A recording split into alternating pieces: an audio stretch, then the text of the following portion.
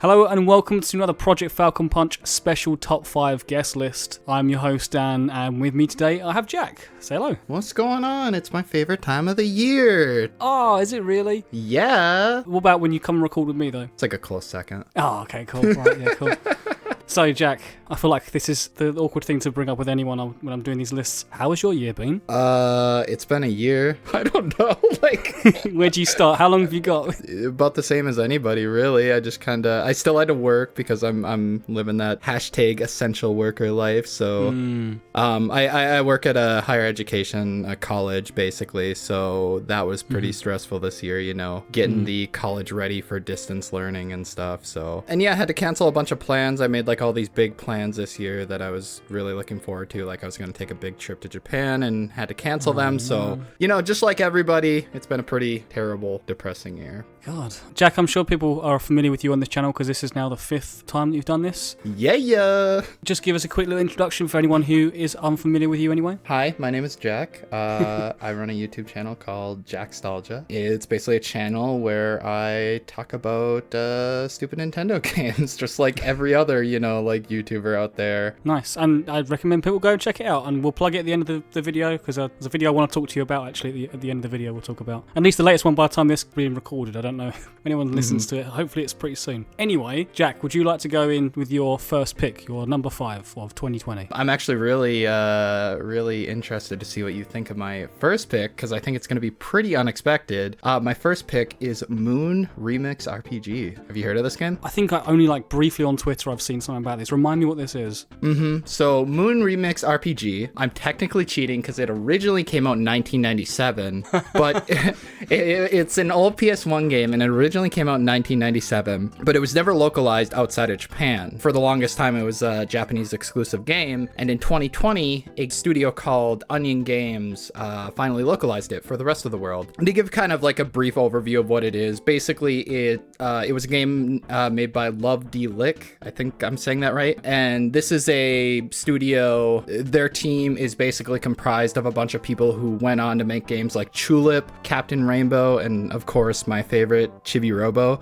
So that kind of gives you an idea of what the kind of tone and kind of, what kind of game this is. So did they form Skip after the fact then? Yeah, they formed a lot of companies because basically, you've seen how quote unquote well Chibi Robo sold and all the Skip games. So yeah, they've unfortunately formed a lot of companies that have, had varying levels of success. But Love Delic was their first company, and I believe Moon Remix RPG was their very first game they kind of made together. I'm just looking up now, and I guess this is slightly cheating, but I just see that apparently it influenced Toby Fox for Undertale as well. Yeah, if you go and play it, the similarities, there's no denying the similarities between this and Undertale. Undertale was very obviously inspired by this game. Their kind of tagline for this game is the anti-RPG, and I feel like you can that tagline can also be used for Undertale as well. But yeah, it's just a really chill game with that quirky Chibi Robo or Tulip kind of writing in it. The thing I like most about it is, and the thing you got to keep in mind, if any of y'all out there listening right now want to pick up this game, you have to keep in mind it's a very of its time game. This is literally just the PS1 game localized for the West. They didn't update it or anything. And the developers even say you should probably read the manual before playing. It's one of those kind of games. They're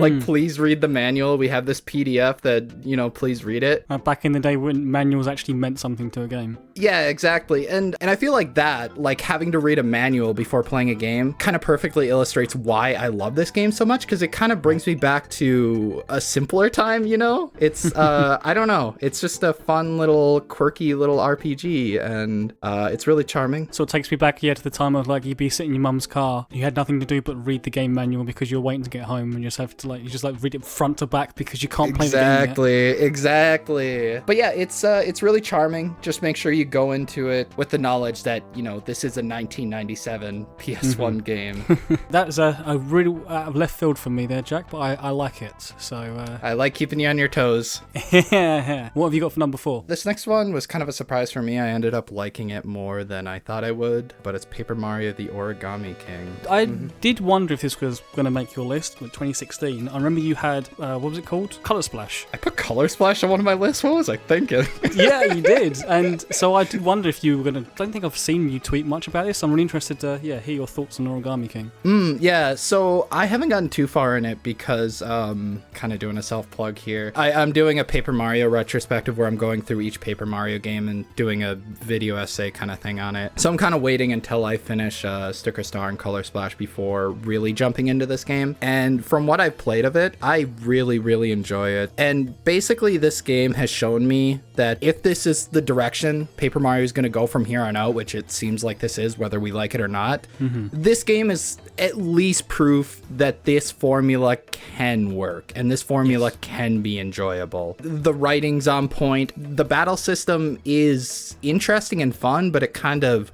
wears out its welcome fairly quickly. I don't know if it gets more interesting and if they add more to it later on. Honestly, not particularly. That's disappointing. It's still fun though. Like I had my complaints about Color Splash, but I complaints about Origami King as well. But I think largely, like you say, heading in the right direction. And I'm not like someone who thinks that Paper Mario needs to be 1000 Year Door again. It's just because that would happen to be the best in the series, at least in my opinion. And I feel like one of the biggest things that this game benefited from is having that kind of open world kind of setup. The previous 2 Paper Mario games, Sticker Star and Color Splash, had like a world map and levels were like a closed off thing. I actually forgot that was a thing until you bring that up, really. Like, yeah, that was mad that they were like that. Yeah, and this game brought back like the open world that Paper Mario 64 and 1000 Year Door had, and it really does benefit from it. I love going through this open world and finding the hidden toads. That's probably my favorite part of the entire game. They're kind of like the Korok seeds in Breath of the Wild, where they each have like their own individual personalities and stories and stuff. Yeah, I love it. I was really surprised how positive a reception this game got, because when they announced it, I just assumed people would hate it just because it's, not my Paper Mario, it's not 1000 Year Door. But I feel like this game came out at just the right time. It came out right after Animal Crossing when, people are probably like, getting bored of Animal Crossing, or either they're not an Animal Crossing fan, they were kind of starved for a new game, and I feel like this game really filled that void for people, and it was just enough for people. Yeah, so what have you got as your number 3? This isn't technically a new game, but it's been in early access up until this year. This year it got out of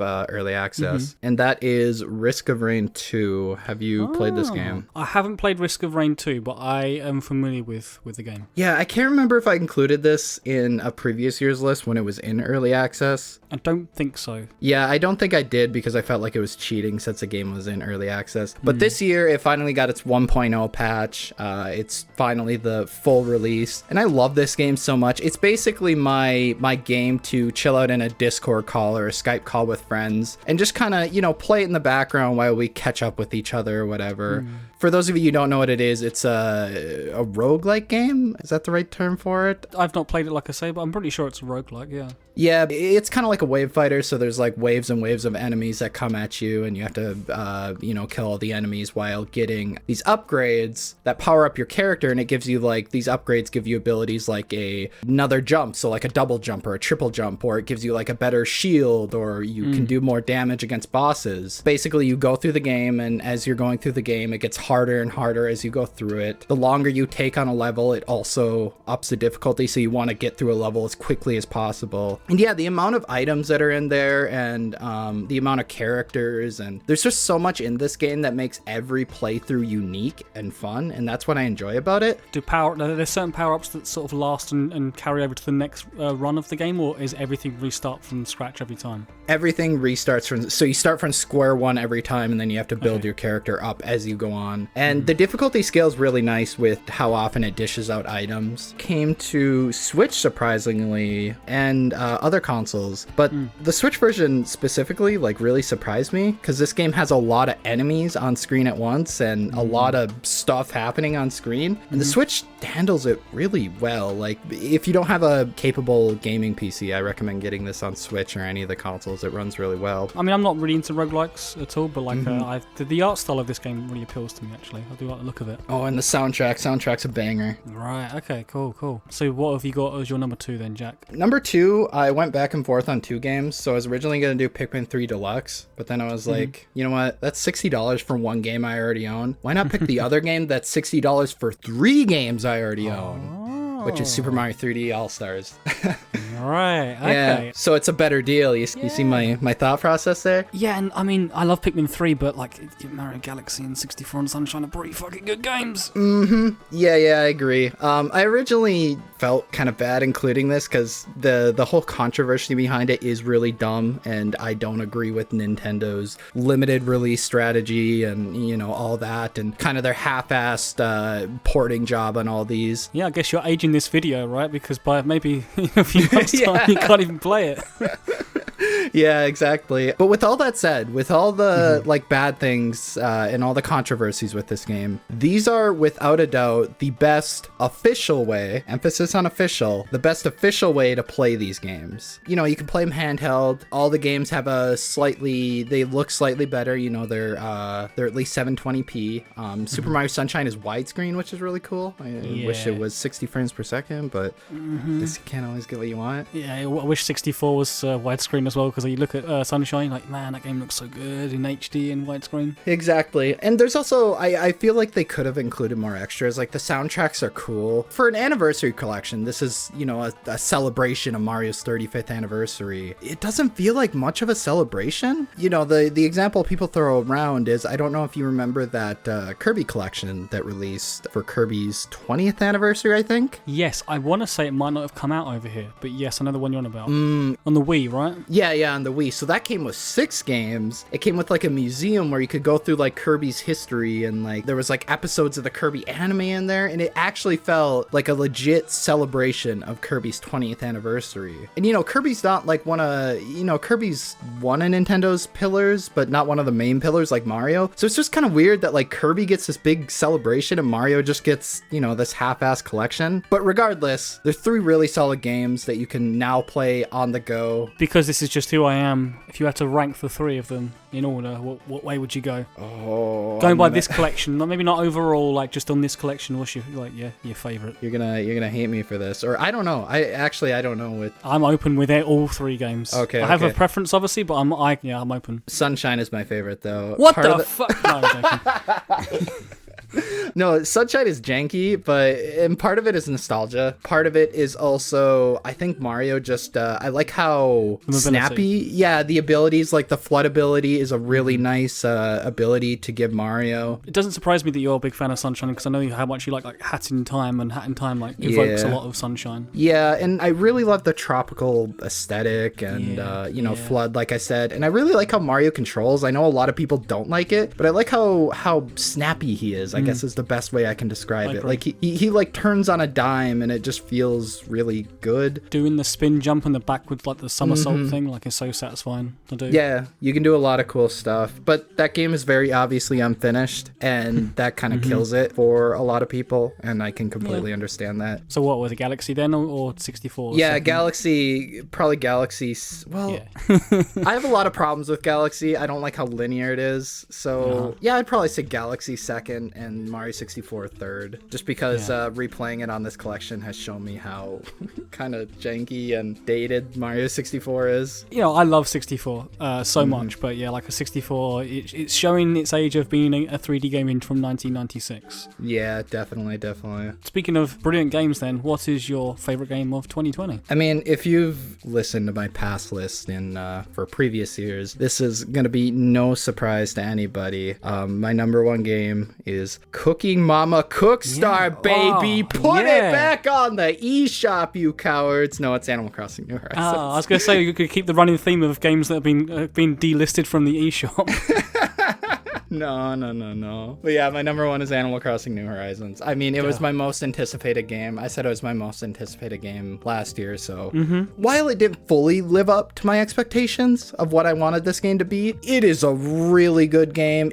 With all its flaws, which I'll get into more in a bit, it's still without a doubt the best Animal Crossing we've gotten to date, in my opinion. Yeah. The access, the different like tools that you have at your fingertips, whatever, but like the how you can change the entire towns now. Like, I'm not the best person at creating elaborate towns, but like some of the places I've seen and online and whatnot are just incredible, like what people can make. Yeah, the biggest thing I enjoy about it is with previous Animal Crossing games, you were limited to just customizing the inside of your house, really. You were moving into this pre-established town. You couldn't really change much with the layout of it and stuff. And so what would happen is once you got the biggest house and all the furniture you wanted and stuff, you kind of fell into this kind of rut where all that was left for you to do is kind of log on, check the shops, maybe dig up some fossils if you haven't gotten all the fossils yet, and then you were done. It's like a 5-minute play session. But with New Horizons, they added the ability to customize like literally everything. So there's just so much for you to do each day in game.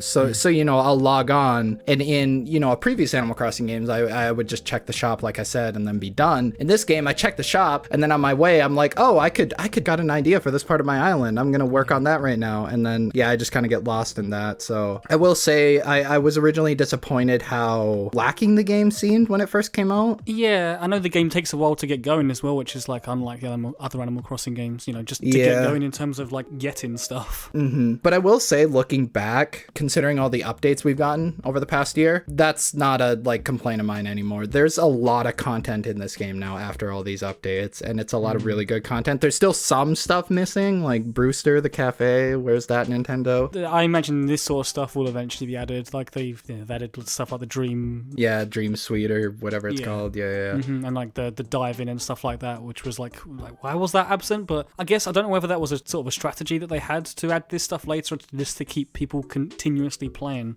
So you're not overwhelmed with all these different mechanics right from the start. That's the way, then I guess it works, because it makes me go back every now and again to like check out whatever's like they've updated and changed and whatnot. Yeah, and that's why I enjoy it so much. You know, it's kind of a shame when we first got the game in March and there was all this content was missing, but it was kind of smart the way they did it, because like you said, it kept you coming back, because there was always, you know, something new being added every month. And yeah, it kind of made the game kind of this evergreen game that you could come back to and always find something new that you hadn't seen in the game before. And that's the end of the day, for a game like Animal Crossing where it's running on real time, that's the biggest thing I want out of a game like this, is being able to constantly discover new stuff every day. We started off the list with a completely unpredictable pick, and then we've ended with what I think was a very predictable pick. I thought this would be your number one. Yeah, I almost didn't put this at my number one, because I was like, I hate being so predictable, but there was no way I couldn't. No, man, you pick with what your favorite is. But yeah, thanks for coming on again, Jack. Been a blast as always. Yeah, I always have fun doing these. It's always fun kind of looking back on the year and seeing what I played and what I enjoyed and didn't enjoy, and overall, looking back on it, pretty good year for video games, in my opinion. So where can people find you on Twitter, YouTube, and Twitch and whatnot? I'm basically just Jackstalgia on everything. Twitter, YouTube, Twitch. Those are kind of like the main three that I'm on, so... Yeah, and I know that you were just mentioning earlier in the video about like your Paper Mario retrospective. You did, was it Paper Mario 1, Thousand Year Door, and Super Paper Mario, right? And then I'm guessing you've had a little break and you're going to do Sticker Star and Color Splash and Origami King later. Yep. Yeah, looking forward to those. And then recently, I know you plugged this video for you as well, like you did F-Zero anime, which I'm sure you're aware. I'm a big F-Zero fan. Watched that earlier today. I was really I love the anime, and just really pleased that people are sort of noticing and realizing how good that anime is. Yeah, it's surprising how good it is, just because, you know, it's like a licensed anime, and you go into it not expecting it to be as good as it is. And it was cancelled in the West after 10 episodes or something. Yeah, that's a shame, because F-Zero is more appealing to a Western audience, and that anime was the perfect way to market the series to a Western audience, but they just didn't handle the anime in the West. Yeah. For kids. Yeah. Anyway, Jack, thank you once again, and hopefully do this again next year. Definitely. Looking forward to it.